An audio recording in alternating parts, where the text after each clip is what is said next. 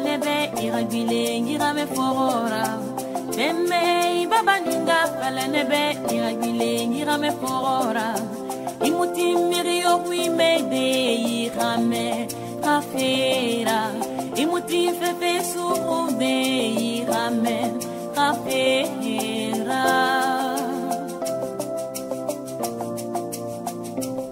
Mesdames, Messieurs, merci d'honorer notre rendez-vous et bienvenue dans le diocèse de Kribi où nous sommes accueillis par Monseigneur Joseph Beffé Ateba, ordinaire du lieu.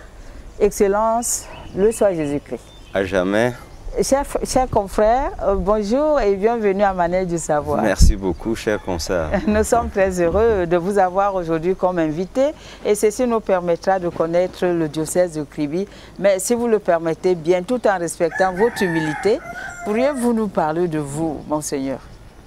Je suis Beffé Ateba Joseph, né en Kouabe, un village de l'arrondissement de Ngomdab dans le département d'Union Esso. J'ai fréquenté là-bas jusqu'à 11 ans, puis je suis venu à Yaoundé où j'ai grandi jusqu'à ce que le Saint-Père m'envoie à Kribi. J'ai fait des études au Grand Séminaire de Nkolbison.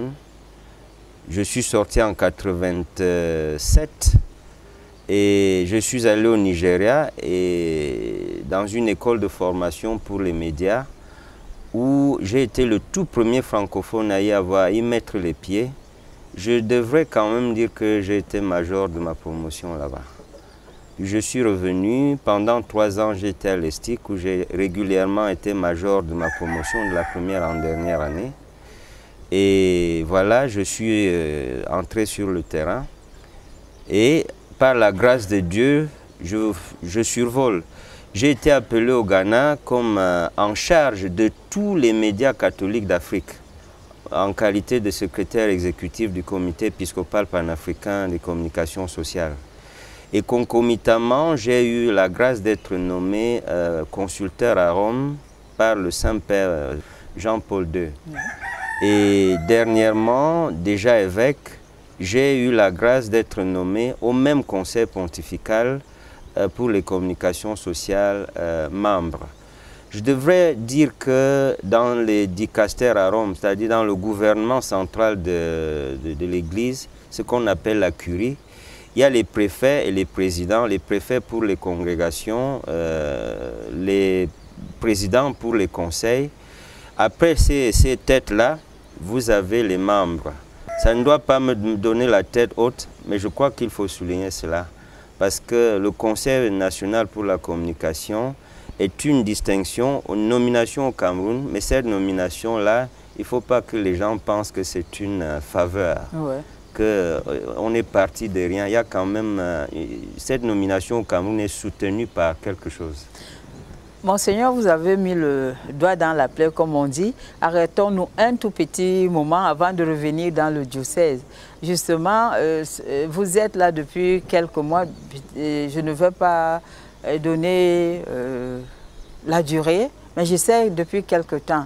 Et ça fait couler de l'encre, ça fait couler de la salive. La question simple que je vous poserai, quand vous avez à statuer sur un cas de manque qui n'a pas respecté la déontologie, qu'est-ce que vous mettez en prime?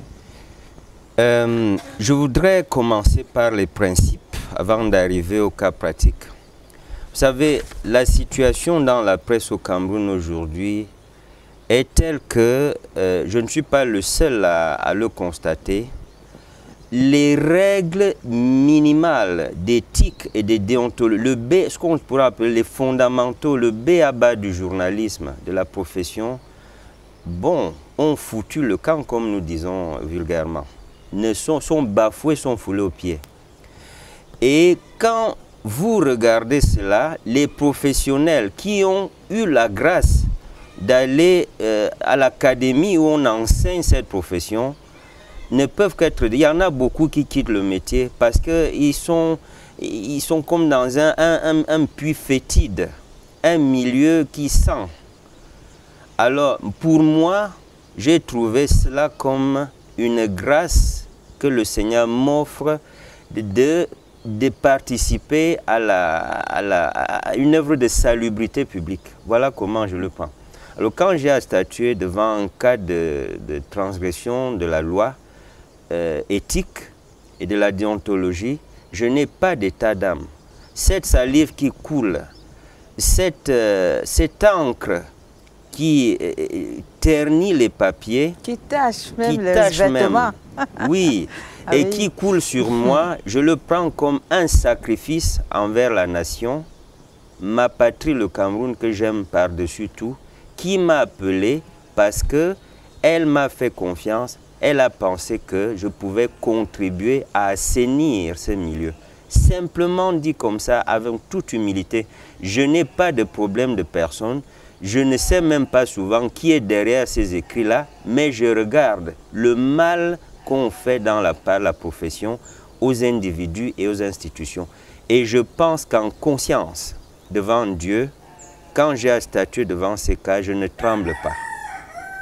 Bon, après, les réactions viennent.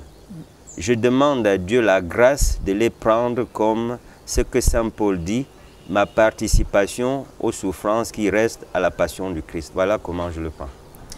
Merci, Monseigneur. Revenons à notre première action, votre tâche première, qui est l'évangélisation. Comment se porte votre diocèse? Il se porte très bien, grâce à Dieu.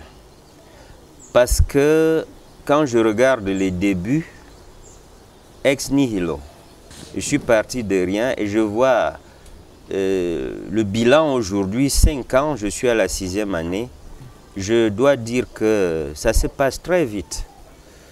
Quand même, je ne vais pas faire tout le décompte, mais je peux vous donner quelques indications.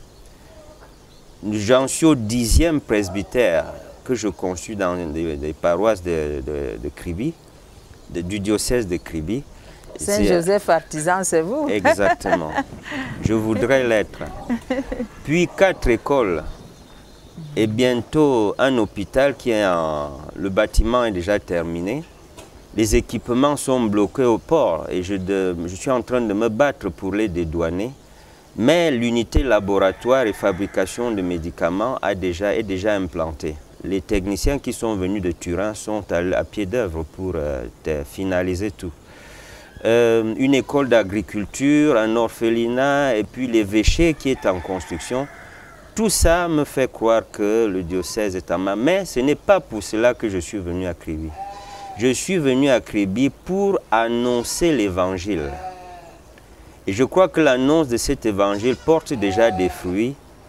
Le visage de Kribi est en train de changer. La chrétienté de Kribi redécouvre le Christ à travers des engagements associatifs, à travers leur profession de foi, à travers la connaissance de Dieu, de son Fils et de l'Église qui est le point numéro 1 de notre plan pastoral. Parce que tout le reste viendra après. Si nous n'avons pas sécurisé ce premier point, tout le reste, et comme disait le Christ, il ne restera pas pierre sur pierre. Le premier temple à bâtir, à mon avis, dans cette église qu'on m'a confiée, c'est l'individu, c'est l'homme. C'est l'homme. Voilà. Et Monseigneur, dites-nous combien d'âmes avez-vous aujourd'hui ici à Kribi et combien de paroisses? Nous sommes à 38 paroisses, si je ne m'abuse. Et nous sommes au total dans l'océan, le département de l'océan compte, on nous dit 180 000, mais je n'ai pas de chiffres récents. Et sur les 180 000, les chrétiens seraient les 2 tiers. Donc on est un peu plus au-dessus du total des habitants de l'océan. Et je crois savoir que ce nombre a dû augmenter entre-temps. Parce que, je dois le reconnaître, désormais, Kribi est le point de mire, le vecteur, le point de chute d'une émigration, de population à cause de tous les projets qui sont annoncés et qui ont déjà commencé à Kribi. Oui. Et donc, il arrive donc beaucoup de chrétiens qui viennent d'ailleurs et qui augmentent, qui accroissent, boostent le nombre de chrétiens à Kribi. Sûrement, vous mettez déjà des balises par rapport à ces arrivées. Tout à fait, tout à fait. nous avons comme première balise la création des paroisses, c'est-à-dire des points de regroupement pour accueillir, offrir à cette demande qui arrive une réponse chrétienne, une réponse ecclésiale. Nous avons aussi des infrastructures en vue. Il y a un centre d'accueil qui existe, qui est déjà bâti depuis longtemps, le centre d'accueil Saint-Joseph. L'hôpital dont je parle en est une infrastructure dans ce sens. Et en projet, si Dieu me donne la chance de trouver des financements, je voudrais construire une salle de conférence digne de ce nom pour les besoins du diocèse et éventuellement des besoins d'ailleurs. Et parmi ces projets-là, il y a aussi la construction d'un centre administratif du diocèse en vue d'organiser un service bien structuré et un environnement ergonomique digne de ce nom. Parce que jusqu'ici, le vicaire général, l'économe, le chancelier et toute la curie, chacun travaille chez soi, même moi. Donc je n'ai pas de bureau jusqu'à ce jour. Et ça me préoccupe. Je me suis déjà mis à l'œuvre pour essayer de trouver des financements. En dehors de ça, nous avons d'autres réponses. Il y a déjà des plateformes de jeunes, des plateformes pour adultes, des associations où chacun peut s'intégrer s'il veut trouver une expression plus particulière de sa foi.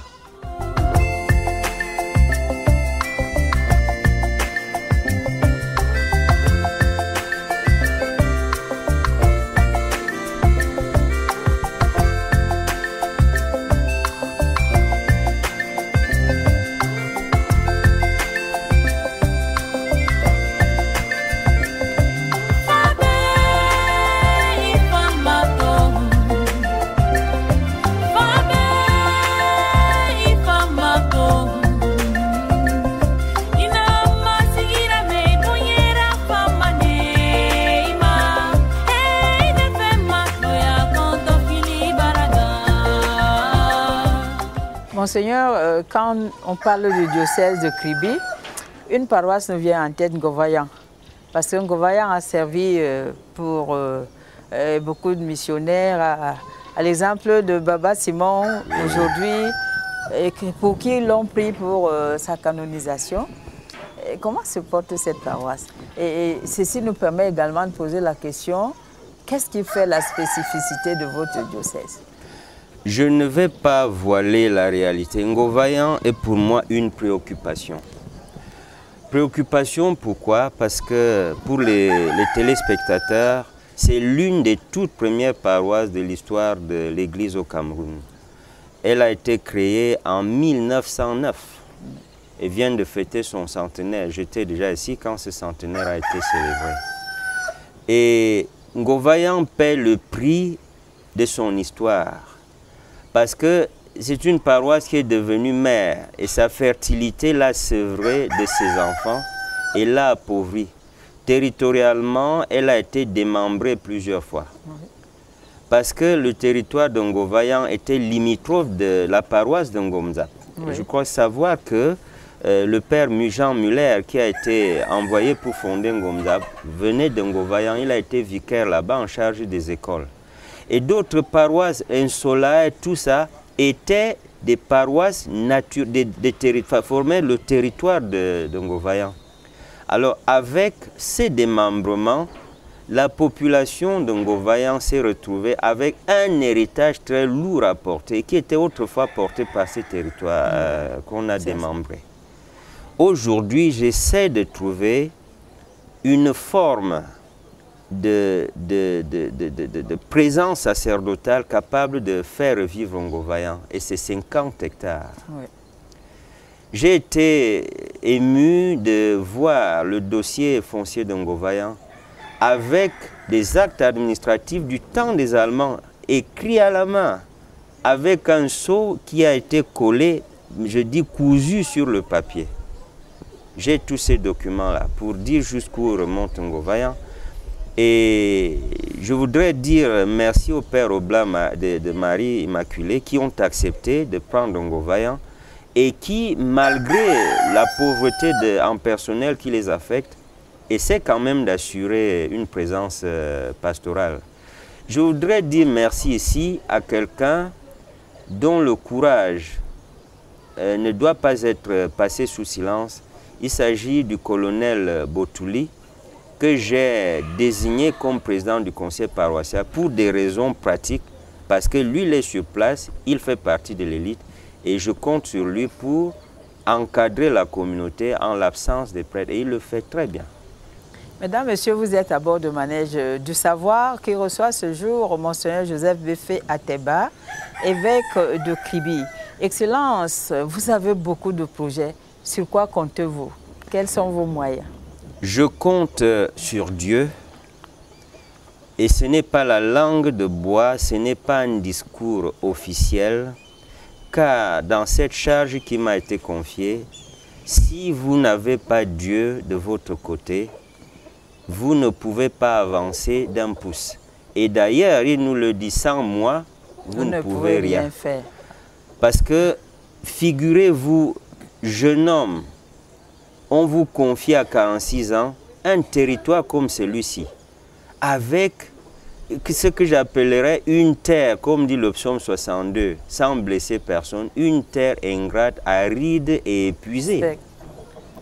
Et je le dis en toute connaissance de cause, parce que quand les Allemands partent d'ici en 14, ils laissent parmi les territoires affectionnés de Kribi, et c'est de l'évangélisation de certains territoires du Cameroun. Volier, par exemple, est parti de Kribi. Kribi est donc abandonné à la faveur du traité de Versailles. Il est passé sous silence et de première ville qu'il était, il devient une ville qui s'est évanouie dans l'oubli, je peux le dire, à tous les niveaux. 114 ans après, un deuxième évêque arrive. Je m'amuse toujours à dire que je suis le successeur direct de Fitter à Kribi. Entre-temps, les ronces, les charançons et tout ça se sont emparés du terrain et je trouve que des ruines. Pour essayer de raviver tout cela, il n'y a que Dieu. Je n'ai pas la force en tant qu'homme de le faire. Et quand je regarde le bilan, je me demande comment il est possible que sur cette terre ingrate, aride, épuisée, des champignons poussent. Vraiment. Il n'y a que Dieu. Ensuite, une confiance inébranlable à l'intercession de mon saint patron Saint Joseph, dont le silence a marqué le terrain biblique et il a transcendé jusqu'à notre époque. Saint Joseph ne parle pas, mais il agit. Monseigneur, une anecdote qu'on raconte, que Saint Joseph était dans une congrégation comme saint patron. Et quand cette congrégation n'avait pas à manger, on tournait le dos. Le visage ne regardait plus l'entrée. On tournait le dos. Et quand on remettait, la congrégation était nourrie. C'est pour dire qu'il a toujours été le père nourricier. Oui, je le confirme. J'ai ici un orphelinat, Saint-Joseph. Vous avez d'ailleurs vu quelques enfants de cet orphelinat. Ce n'est plus un orphelinat. Je n'aime plus l'appeler orphelinat. Je suis devenu un foyer. Pourquoi? Parce que en créant cet orphelinat pour venir en aide à des enfants qui étaient abandonnés dans cette détresse, je me demandais de quoi demain sera fait. Je puis vous assurer que tous les jours que Dieu fit, il arrive ici un bienfaiteur qui vient de je ne sais où pour dire, bon, j'ai appris qu'il y a ici un orphelinat, je viens donner du pain. Regardez sous ma véranda là, c'est le commandant du Bir, un Israélien. Je ne sais pas comment il a appris qu'il y a un orphelinat ici, qui s'est engagé à refaire leur maison, à envoyer des lits et des matelas que vous voyez là. Et en ce moment, il y a quelqu'un qui s'intéresse, je ne sais pas ce qui peut en résulter. Voilà un cas, l'orphelinat, le foyer s'appelle Saint-Joseph. Je lui ai dit, en ton honneur, je te confie ces enfants, et en ton honneur, je suis sûr que ce foyer va revenir. Et voilà un cas. Je n'ose pas vous citer tant de choses ici. Et j'ai donc décidé que même les voitures, les chiens, les chats, les fourmis s'appelleraient dans mon diocèse Saint-Joseph. Je n'ai pas un autre saint patron. Tout à fait, Saint-Joseph, voilà. C'est le père de la famille. Et Excellence, quel rapport, quelle relation avez-vous avec les autres confessions religieuses? Parce qu'on sait qu'il y en a ici à Kribi. Nous vivons dans une entente parfaite on n'a pas de friction. Le Kribi, quand je suis arrivé, j'ai fait compter, rien que dans la ville de Kribi, il y avait 28 églises différentes. 28 dans une petite ville de 30 000 habitants. C'est dire, excusez du peu. Donc, on ne se marche pas sur les pieds. Nous vivons dans le cadre républicain de la liberté religieuse, la liberté de conscience. Chacun est dans sa chapelle. Mais entre les pasteurs que nous sommes, nous ne nous rencontrons pas tout le temps, mais à l'occasion, on n'a pas d'animosité. Jusque-là, depuis que je suis là, je n'ai encore noté aucun cas d'animosité de la part de quelqu'un que ce soit. Monsieur, c'est une remarque qui se fait aujourd'hui que la moralité n'a plus cours. Et la place de l'Église dans les familles aujourd'hui pour redonner encore vie à cette éthique, parce qu'on parle du manque, beaucoup de manque d'éthique au niveau du comportement des Camerounais aujourd'hui, et beaucoup sont des chrétiens. C'est une question de fond. On insiste beaucoup sur la crise économique qui, à mon avis, est un épiphénomène. Elle est contingente, elle est passagère. La crise la plus grave dont le Cameroun aura souffert pendant longtemps, c'est la crise morale, qui est une résultante de l'affaissement du système éducatif. L'éducation ne consiste pas à donner une somme de connaissances aux gens, à quelqu'un, un apprenant. Elle consiste à transformer l'individu, à déposer en lui des valeurs sûres, parmi lesquelles il y a l'instruction. Des valeurs morales qui font qu'il sait que je ne dois pas aller à gauche, il faut plutôt que j'aille à droite, ou tout droit devant moi. Si l'individu n'a pas ces repères-là, il a beau avoir le savoir que vous voulez, et au Cameroun, très facilement, on confond le diplôme et le savoir. Tout à fait. Le diplôme et la valeur. Et dans ce contexte de déflagration morale généralisée, je n'ai pas peur de ce terme. L'argent a surgi comme une valeur. L'argent n'est pas une valeur, c'est un étalon en économie, en finance. L'argent n'est pas une valeur morale. Mais malheureusement, au Cameroun, il l'est devenu. Alors le Camerounais peut tout faire pour avoir de l'argent. Il peut tuer, il bafoue tous les autres repères, il les franchit allègrement pourvu qu'il trouve au-delà l'argent. Vous avez posé le problème de l'Église. L'autorité morale que l'Église a un lourd devoir dans ce contexte-là. Je prie Dieu tous les jours pour qu'il surgisse chez nous des exemples vivants, c'est-à-dire des modèles, comme on le dit en sociologie, c'est-à-dire des archétypes qui sont comme des portraits robots que les gens veulent imiter. Et ces robots-là, ces portraits robots, il faut qu'ils soient désignés de manière objective, qu'on les reconnaisse et qu'on veut copier, qu'on veut suivre leurs pas. Et c'est ça qui fait la désolation que les gens décrivent. Parce que quand ils regardent partout ailleurs, il est très difficile de déceler des modèles. Je regrette de le dire. C'est un constat sévère, mais qui crible tout le monde. Mais n'ayons pas peur de la situation, de regarder la réalité en face. Il est impératif que surgissent chez nous des modèles dans tous les pans de la société, des exemples. Par exemple, quand nous parlons d'abnégation, des gens qui s'imposent, même sans recourir à tous les moyens faux et frauduleux qu'on connaît dans la société, mais qui ont de la consistance et qui remettent l'argent à sa juste place et qui refusent cette dictature de la financiarisation de tout le système social. Et cette pensée unique qui veut imposer la finance comme voie d'issue de tout. On peut s'en sortir d'une autre manière. Et puis, que nous ayons des modèles qui, par leur vertu, inspirent le respect, le prestige, la crainte, parce que ils ont réussi à s'imposer par la vertu.